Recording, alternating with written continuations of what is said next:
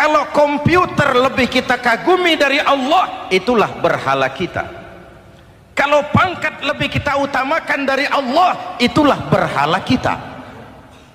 Kalau ilmu lebih kita kagumi daripada Allah, itulah berhala kita. Quran membebaskan manusia dari ketergantungan kepada benda, membersihkan keyakinan, meluruskan tauhid dengan konsep akidah. Lalu sisi yang kedua, syariat untuk mengatur kehidupan sesama manusia.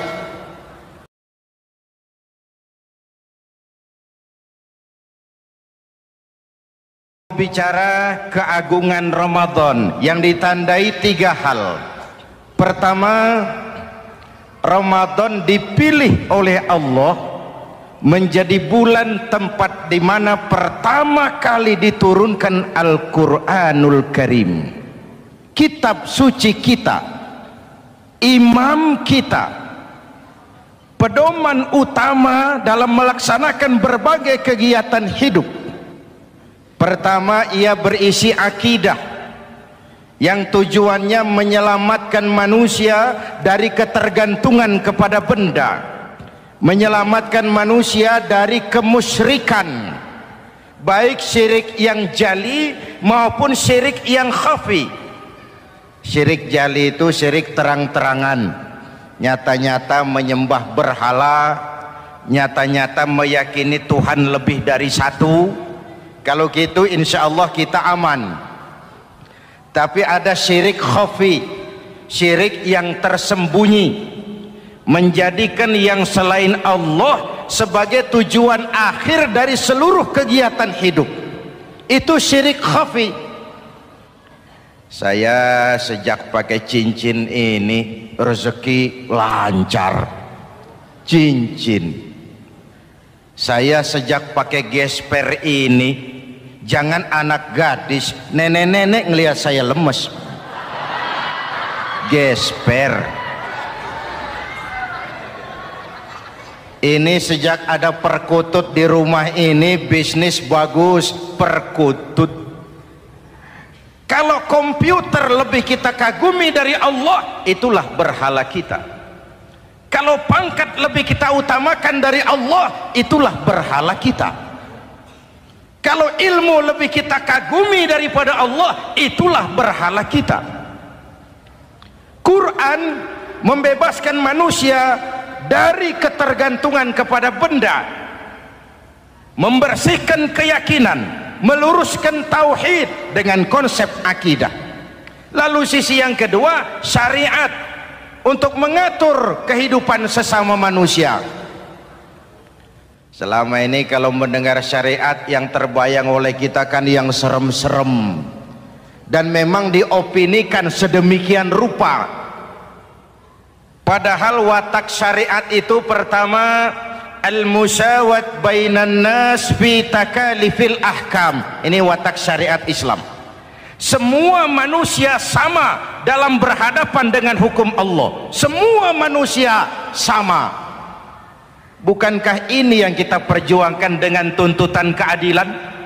Supaya di Republik ini jangan ada warga negara kelas 1. Supaya di Republik ini jangan ada yang kebal hukum. Supaya di Republik ini hukum jangan seperti pisau, tajam ke bawah tapi tumpul ke atas. Syariat mengajarkan al-musawat bainan nas fi takalifil ahkam. Semua manusia sama dalam berhadapan dengan hukum Allah.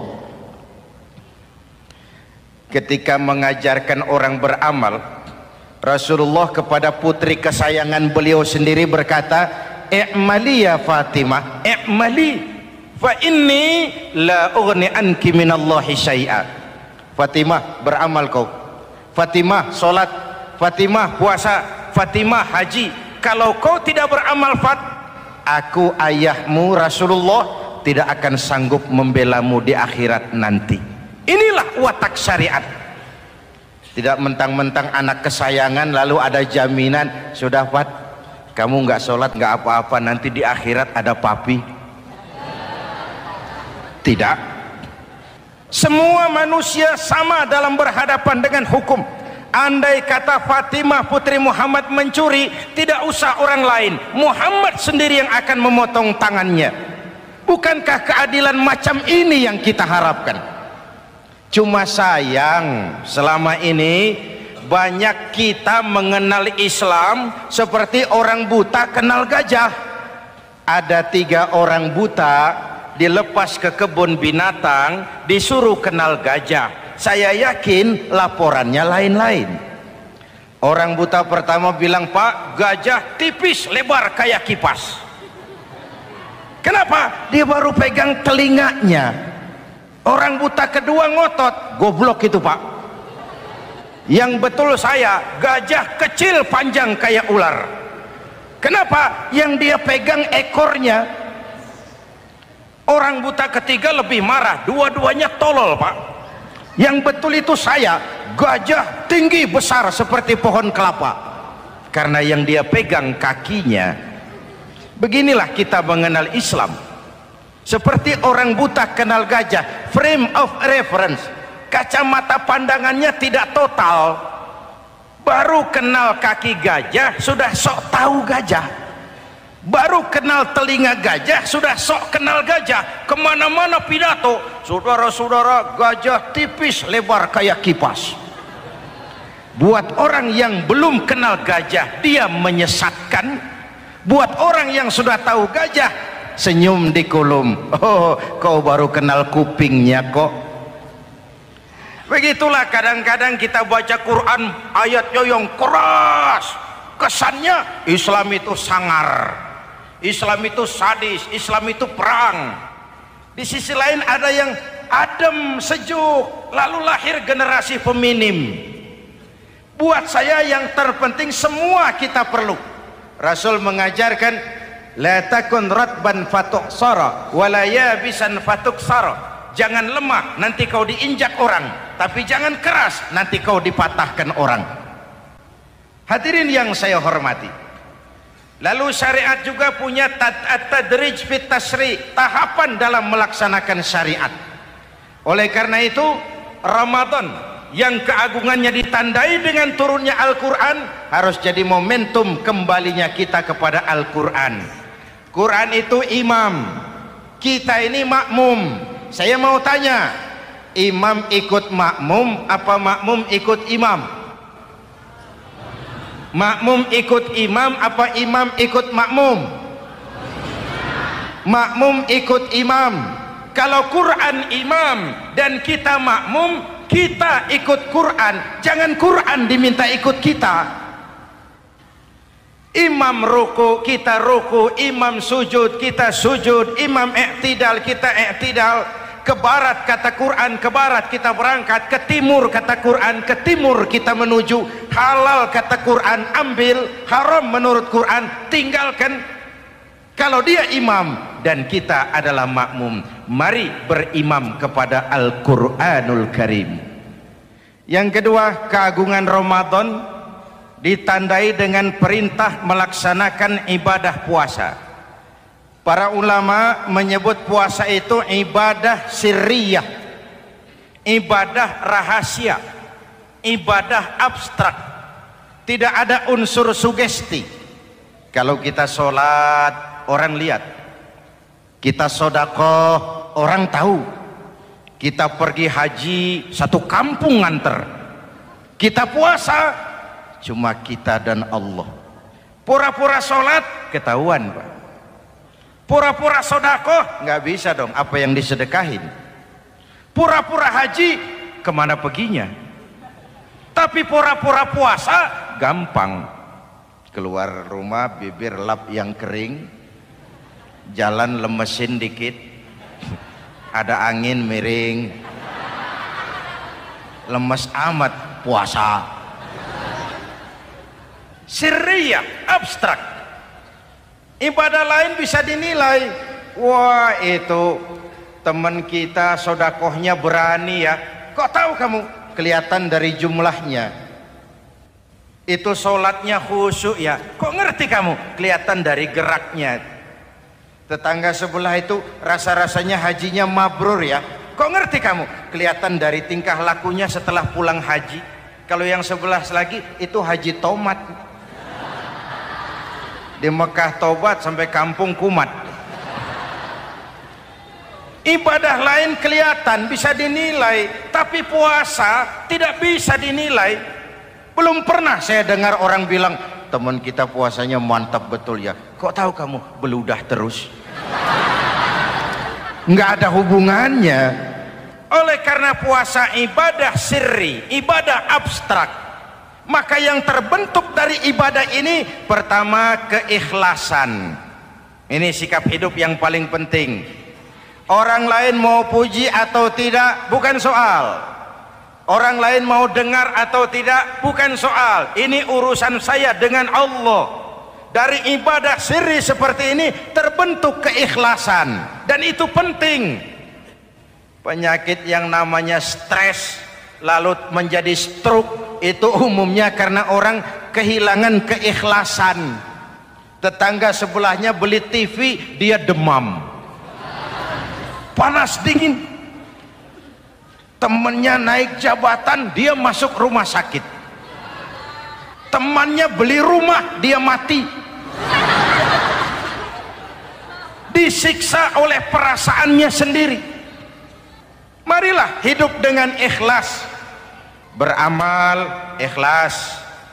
Saya menyantuni yatim bukan karena disorot TV, bukan karena masuk majalah, bukan karena dimuat koran, karena Allah.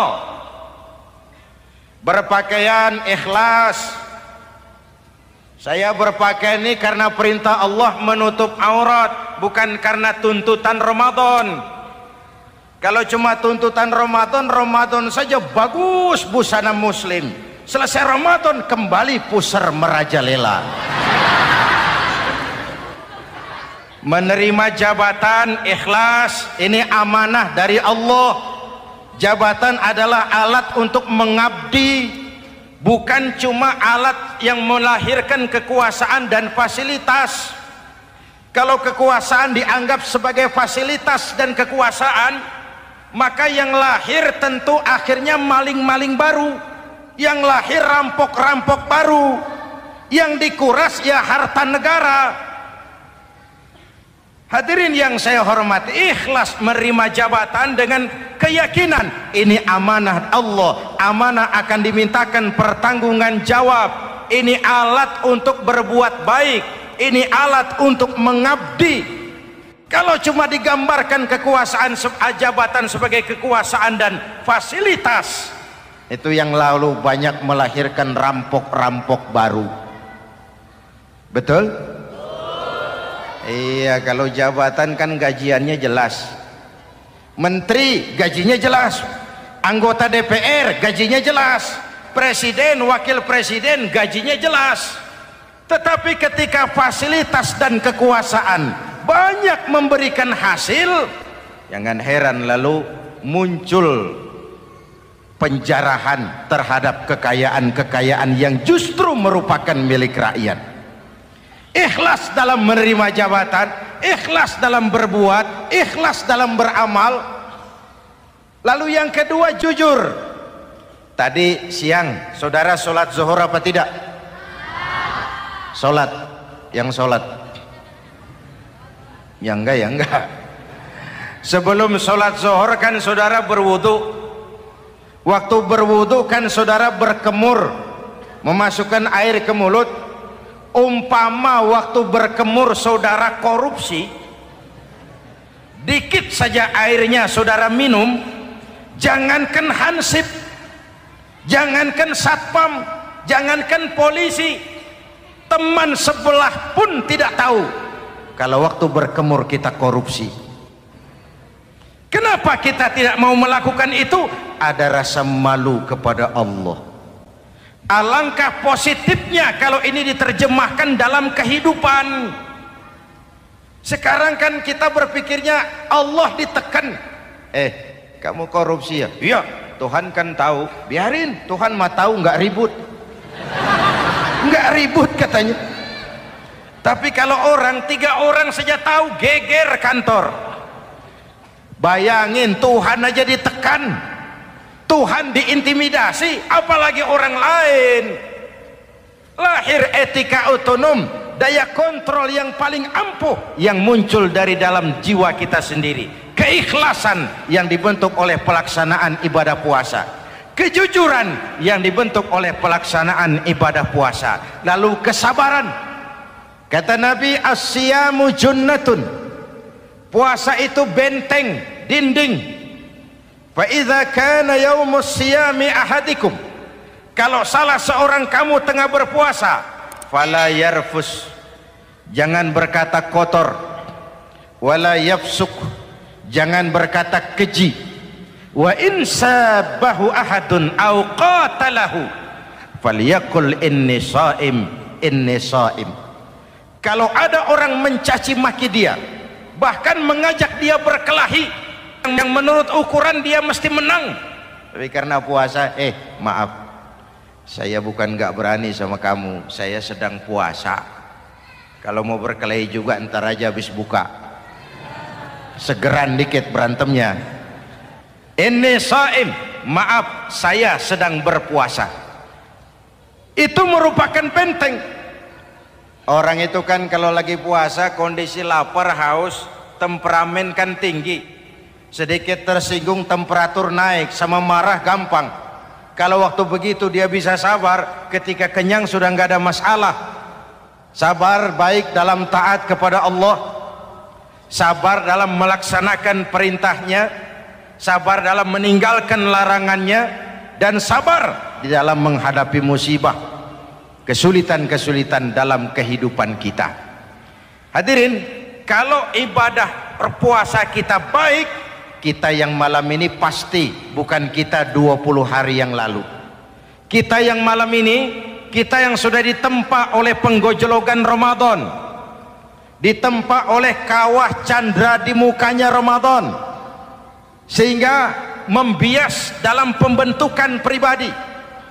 Setiap ibadah yang dikerjakan dengan benar pasti punya dampak positif dalam meluruskan moral orang yang melaksanakan ibadah itu sendiri. Jangan sampai terjebak kepada rutinitas ritual. Akhirnya seperti yang sering saya ungkapkan, sholat rajin, maksiat tekun, baca Quran mau, fitnah orang hobi, sedekah ya sedekah tapi nyolongnya lebih gede dari sedekahnya. Sedekahnya cuma untuk ngumpetin korupsinya. Akhirnya jadi lipstik, akhirnya jadi dekorasi. Setiap ibadah yang dikerjakan dengan benar punya dampak positif dalam meluruskan moral dan memperbaiki akhlak orang yang melaksanakan ibadah itu sendiri. Begitulah Ramadan, ada pelaksanaan ibadah puasa. Dan untuk puasa Nabi bersabda, lis-shaimi farhatani, farhatun indal iftar wa farhatun inda liqa'i rabbih.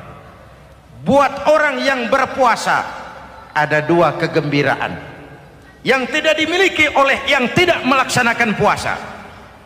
Dua kegembiraan. Pertama, farhatun indal iftar, kegembiraan menjelang saat-saat berbuka. Hati itu besar, rasa optimisme, padahal bukanya cuma sama tempe, sama tahu, sama ikan asin. Tapi entah makin dekat maghrib hati makin berbunga, ada kebahagiaan yang tidak bisa diceritakan. Allahumma lakasumtu, ya Allah hari ini saya laksanakan perintahmu, saya lawan rasa nafsu, saya tempuh lapar, haus, saya tunaikan semua ini. Itu kegembiraan yang puasa. Yang kedua, wa farhatun inda liqa'i rabbih, kegembiraan kedua nanti di akhirat pada saat bertemu dengan Allah Subhanahu wa ta'ala. Masuk surga nikmat, bertemu Allah jauh lebih nikmat.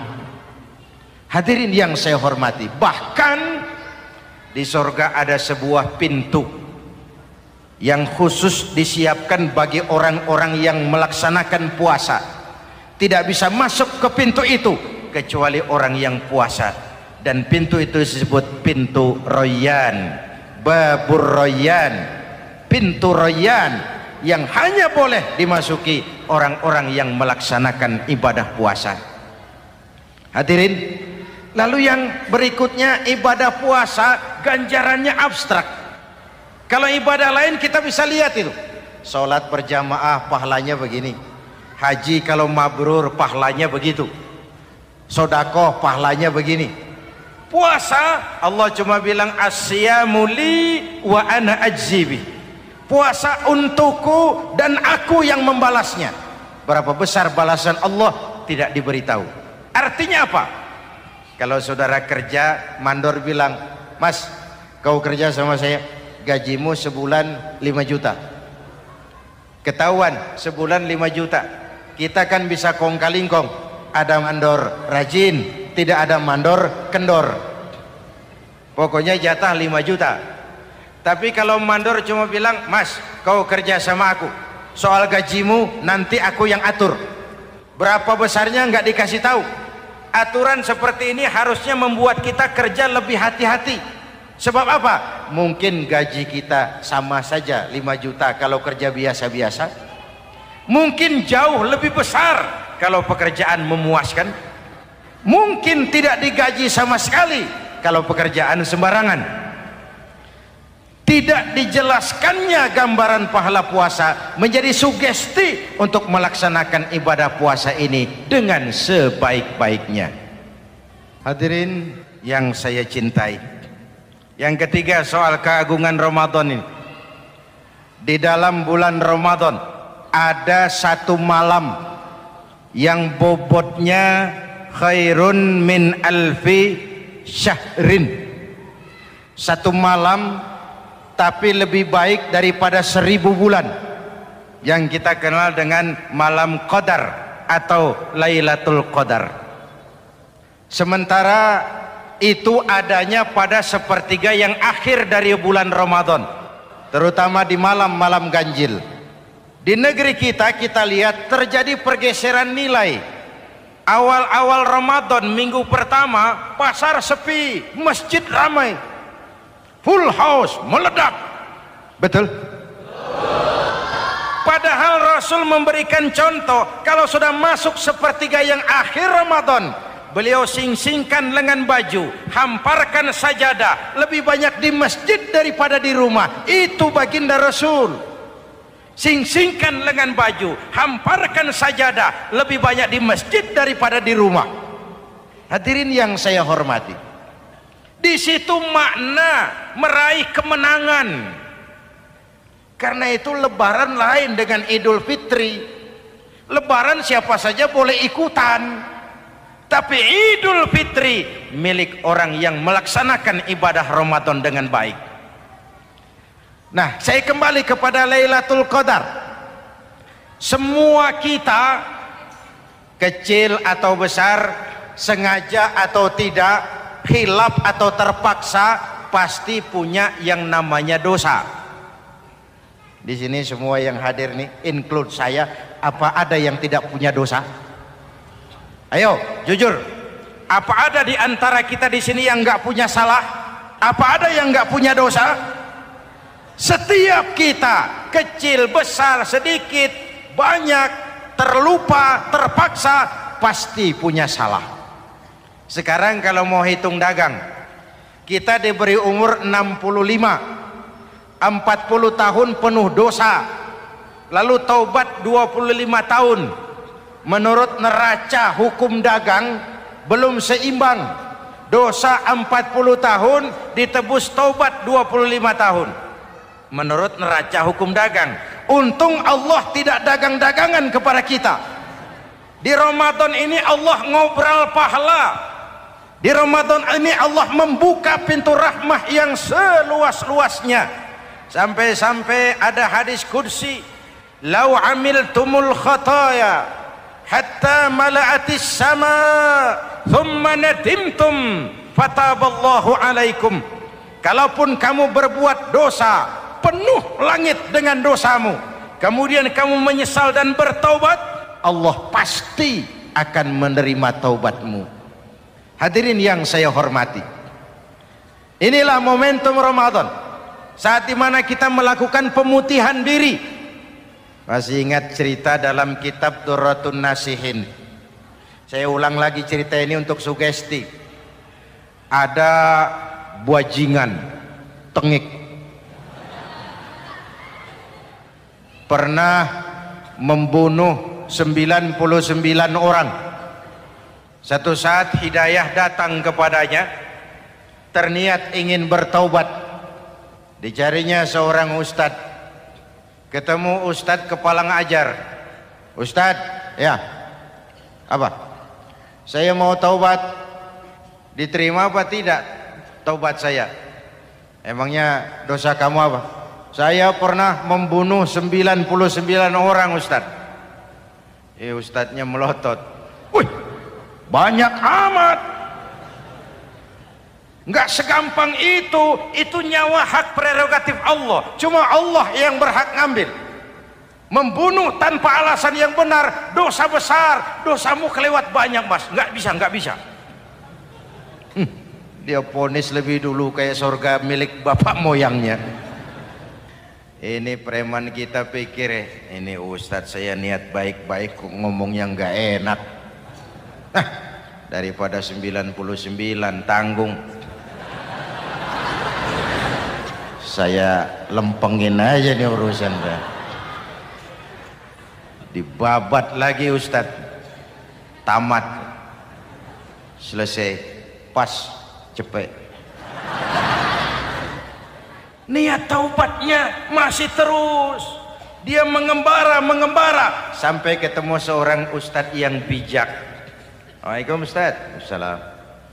Ada apa? Ustadz, saya mau taubat, diterima apa enggak sih? Oh, sebelum mentari terbit dari sebelah barat, sebelum nafasmu sampai di tenggorokan, Allah akan menerima taubatmu. Boleh jadi dosamu besar, tapi ampunan Allah lebih besar dari dosamu. Begitu Ustaz. Iya. Cuman ngomong-ngomong dosamu apa sih? Ustaz, saya sih tadinya cuma bunuh 99 orang. Terus ada Ustaz ngomongnya nggak enak. Jadi saya cukupin 100. Oh, taubatmu diterima asal benar-benar. Cuma begini saja, kampungmu kampung brengsek tuh, lingkunganmu nggak sehat. Kalau kau pulang ke sana lagi, niat taubatmu bisa lentur dan luntur. Kamu pindah saja, hijrah ke kampung lain yang lebih baik. Baik Ustadz, makasih. Wah, ngepak koper, pindah. Belum sampai ke kampung yang dituju, ajal datang merenggut nyawa.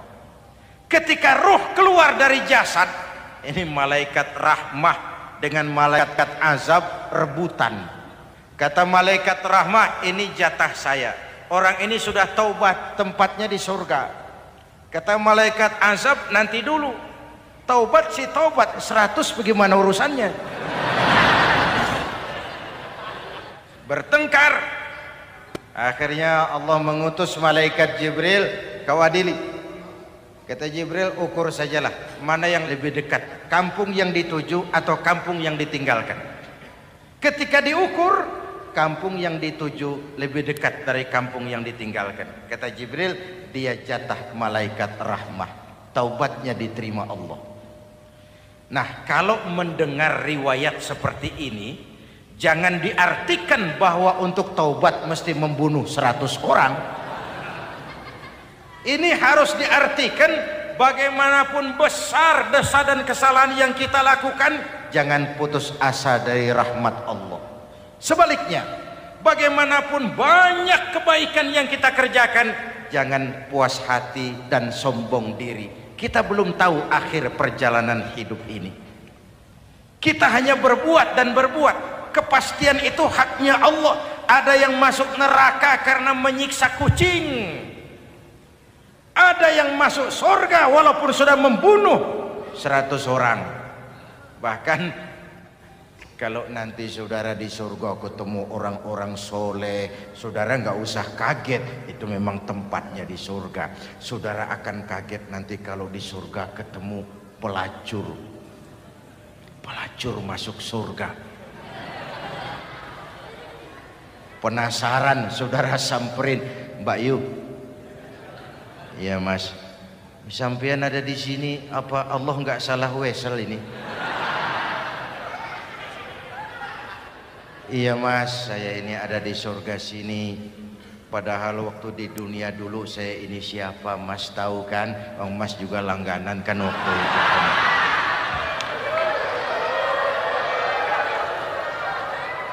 Tapi terus terang saja Mas, waktu di dunia itu saya terpaksa betul.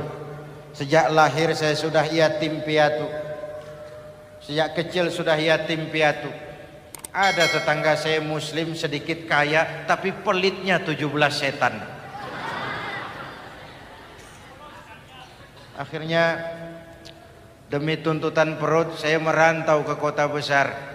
Ada yang nolong, katanya kerjanya ringan, uangnya lumayan. Apa? Yaitu demi sesuap nasi saya lakoni. Satu malam saya lagi berangkat dagang, lewat Masjid Baitul Ihsan, ada ceramah. Saya dengar dari jauh, ustadznya pidato, katanya Allah berpesan, "Lau amiltumul khataya hatta mala'atis sama, thumma nadimtum, fataballahu alaikum." Kalaupun kamu berbuat dosa, penuh langit dengan dosamu, lalu kau menyesal dan bertaubat, Allah pasti akan menerima taubatmu. Mendengar hadis itu Mas, berlinang air mata saya. Terbayang dosa-dosa yang pernah saya lakukan.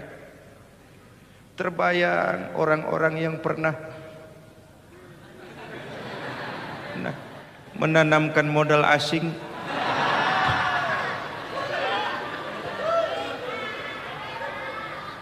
Dikala itu hidayah datang, saya niat taubat pulang kampung Mas, mudik. Lagi ngepak koper mau mudik, tamu datang, saya bilang mulai malam ini saya berhenti dagang.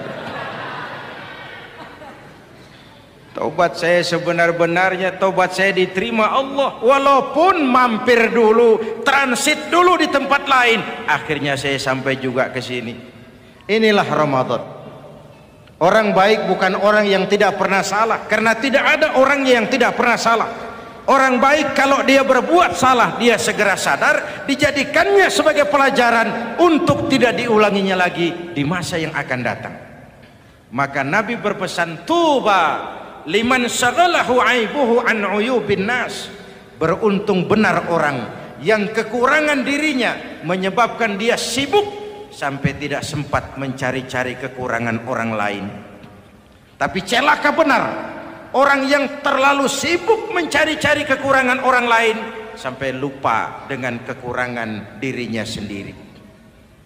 Hadirin, karena itu menurut Al-Imamul Ghazali, Lailatul Qadar itu malam istimewa. Adanya pada sepertiga yang akhir di malam-malam ganjil, 21, 23, 25, 27, 29. Tetapi yang ingin mendapatkan Lailatul Qadar harus berjaga-jaga sejak awal Ramadan. Nggak bisa pakai ilmu ngancem. Wah ini 21 malam nih, nggak keluar-keluar dari masjid. 22 libur, 23 absen lagi. Nggak bisa seperti itu. Ingin mendapatkan Lailatul Qadar harus berjaga-jaga sejak awal Ramadan. 1000 bulan kira-kira 83 tahun. Rata-rata umur orang sekarang kita ini jarang yang sampai 83. Jarang. Kalau menyontoh Rasul jatah kita 63. Hadirin yang saya hormati, sehingga dikatakan itulah fasilitas yang diberikan Allah kepada umat Muhammad ini. Walaupun umurnya relatif pendek, tapi amaliyahnya tidak kalah dengan umat zaman dulu. Benar, Nabi Nuh umurnya 950 tahun. Ibadah umatnya berarti panjang, tetapi mereka tidak ada Lailatul Qadarnya. Benar, Nabi Adam umurnya panjang, 2000 tahun, umatnya rata-rata sekian. tetapi tidak ada nilai tambah yang diberikan Allah kepada mereka. Kita umat Muhammad ini umur relatif pendek. Kalau nyontoh Nabi 63 tahun, betul. Tapi bayangkan, ada Lailatul Qadar yang nilainya khairun min alfi syahrin, lebih baik daripada 1000 bulan, dan 1000 bulan 83 tahun. Kalau 10 tahun berturut-turut memanfaatkan Lailatul Qadar, maka artinya umur kita sudah sama dengan umur umat Nabi Nuh alaihi salam. Kualitas ibadahnya yang saya maksud. Tugas kita memanfaatkan peluang-peluang seperti ini dan mengisinya dengan berbagai kegiatan-kegiatan ibadah. Mumpung Allah menyediakan itu buat kita bersama. Tahun depan nggak ada jaminan kita ketemu Ramadan lagi. Karena itu mumpung senyampang ini diberikan kesempatan memasuki minggu-minggu 10 yang terakhir dari Ramadan, sing-singkan lengan baju, hamparkan sajadah, dan berusaha lebih banyak di masjid daripada di rumah. Hadirin yang saya hormati, dari pembicaraan singkat yang saya sampaikan, Ramadan menjadi agung oleh karena 3 hal. Pertama, ia dipilih menjadi bulan tempat di mana pertama kali diturunkan ayat-ayat suci Al-Quran. Karenanya Ramadan disebut juga sebagai Syahrul Quran, bulan Al-Quran. Karenanya Ramadan juga kita lebih intens memasuki kehidupan Al-Quran sebagai makmum dan kita sebagai imam. Jika Quran adalah imam dan kita adalah makmum, maka konsekuensinya makmum harus ikut imam, bukan imam yang ikut makmum. Yang kedua, keagungan Ramadan ditandai dengan pelaksanaan ibadah puasa. Setiap ibadah yang dikerjakan dengan benar pasti punya dampak dalam memperbaiki moral, meluruskan akhlak orang yang melaksanakan ibadah itu sendiri. Maka bulan suci Ramadan menjadilah kawah candra di muka, menjadi bulan training, bulan latihan. Saya sering ibaratkan, Mike Tyson masuk latihan, keluar latihan, tindunya makin hebat. Hewitt masuk latihan, keluar latihan, tenisnya makin canggih. Zinedine Zidane masuk latihan, keluar latihan, sepak bolanya makin hebat. Kalau latihan tiap hari, main kalah terus, orang kan ngomong, buat apa latihan? Kita sebulan penuh latihan supaya bulan-bulan sesudah Ramadan nanti kita jangan sampai kalah dalam permainan hidup ini. Hidup ini kan permainan. Ada yang sekarang ini main sebagai pedagang, main sebagai pejabat, main sebagai pengusaha, main sebagai seniman. Hidup ini permainan. Wa mal hadhil hayatud dunya illa lahwun wa la'ib. Ini cuma permainan. Senarionya sudah ditetapkan oleh sang sutradara Allah Azza wa Jalla. Ini permainan saja. Maka bermainlah sesuai dengan aturan main. Karena hidup memang permainan. Tapi jangan main-main. Walaupun ini permainan, bermainlah dengan benar. Jangan main-main. Kalau main-main, kalah. Sepak bola permainan, main-main kalah. Bulu tangkis permainan, main-main kalah. Hidup ini permainan, main dengan benar, main sesuai dengan aturan main, main-main kalah. Hadirin yang saya hormati, karena itu 1 bulan untuk menghadapi 11 bulan sesudahnya. Yang ketiga, ditandai keagungan Ramadan dengan ada nuzulul Quran. Diberikan Allah kepada siapa saja yang dikehendakinya. Semoga ibadah yang sudah kita kerjakan kiranya diterima Allah. Yang masih akan kita kerjakan diberikan kita kekuatan zahir dan batin untuk dapat melaksanakannya dengan sebaik-baik.